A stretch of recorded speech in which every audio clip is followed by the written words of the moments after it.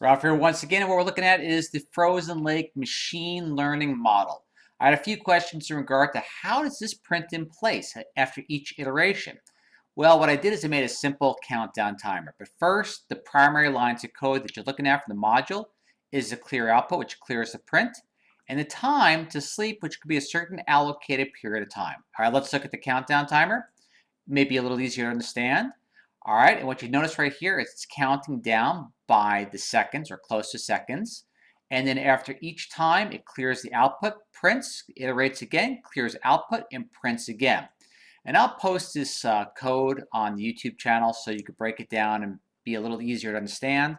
But we're importing time from IPython.display. We're importing clear output, and it makes a quick, easy countdown timer that you can play with.